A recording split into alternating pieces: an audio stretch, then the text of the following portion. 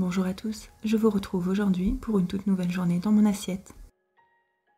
Des assiettes pleines de légumes de printemps car ils sont enfin de retour. Pour la première recette, c'est simplement un bol plein de couleurs.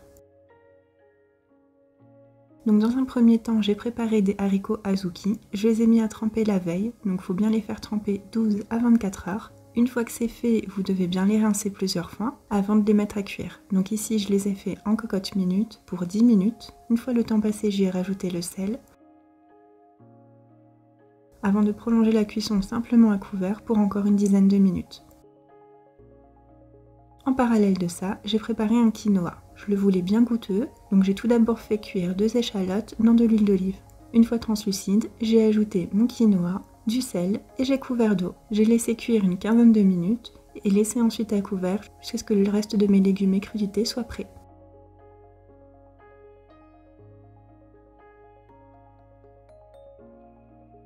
À côté de ça, j'ai fait cuire au four une patate douce et une courgette. Je les ai coupés tous les deux en petits cubes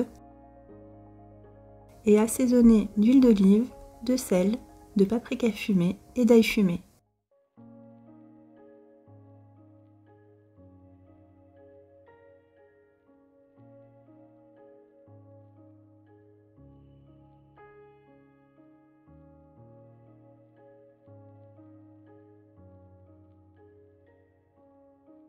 Et j'ai mis tout ça au four pour environ 12 minutes à 200 degrés. J'ai ensuite préparé une sauce au yaourt. Donc pour cela, j'ai coupé en petits morceaux un oignon nouveau. Je prélève donc une partie que je mets directement dans un bocal. J'y ai ajouté une gousse d'ail, du sel, un yaourt soja nature. J'ai bien mélangé avant d'y ajouter du jus de citron vert et de la ciboulette. J'ai bien mélangé et mis de côté. En parallèle, j'ai préparé donc tout d'abord de la coriandre et le reste de mes crudités. Donc des tomates cerises que j'ai coupées en 4, du chou rouge que j'ai émincé assez finement,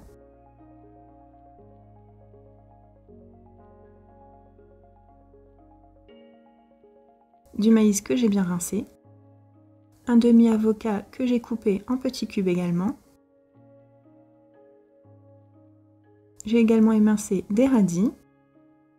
On n'est pas encore dans la pleine saison pour les poivrons, donc j'ai utilisé des poivrons surgelés. En parallèle, je les ai fait revenir dans une poêle avec un petit peu d'huile d'olive.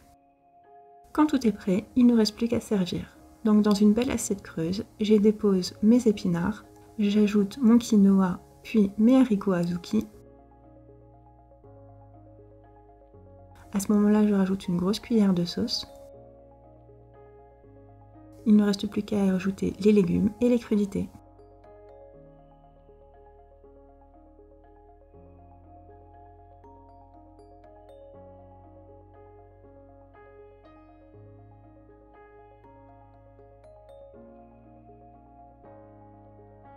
Et par-dessus, j'ai rajouté des graines germées,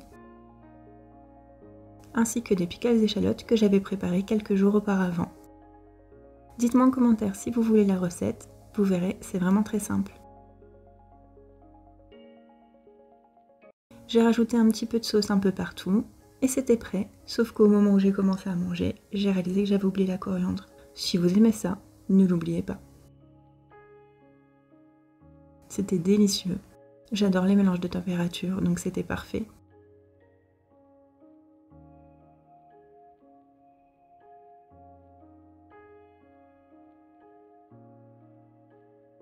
Pour l'après-midi, j'ai mangé des barres protéinées. Donc rien de plus simple, il suffit de mélanger 50 g de flocons d'avoine, 30 g de protéines en poudre, donc ici chocolaté, 10 g de graines de chanvre, 10 g de graines de sésame, 15 g de graines de courge. J'en mets beaucoup parce qu'elles sont protéinées et surtout ça rajoute du croustillant à la barre. Je rajoute ensuite 200 g de yaourt soja nature. Je mélange bien le tout avant de l'étaler dans le fond d'un moule à cake. Je le fais cuire ensuite 20 minutes à 200 degrés. Et pendant ce temps, je fais fondre un chocolat. Donc ici, j'ai utilisé un chocolat noir 98%. C'est vraiment très amer, donc si vous n'aimez pas ça, je vous conseille de prendre un chocolat noir classique. Il suffit de le faire fondre dans quelques instants au bain-marie. Laissez refroidir sur une grille avant d'y couler notre chocolat noir. Et à ce moment-là, j'ai mis directement du soja soufflé. C'est facultatif, puisque je sais qu'on n'en trouve pas toujours très facilement. Et moi, j'aime le rajouter à ce moment-là, quand le chocolat commence à refroidir, comme ça il reste bien croustillant. Donc ici, je l'ai coupé en 6 barres. Et je les conserve ensuite jusqu'à une semaine dans une boîte en fer. Pour le soir, j'ai préparé quelque chose de très rapide, mais bien gourmand, avec nos légumes du soleil.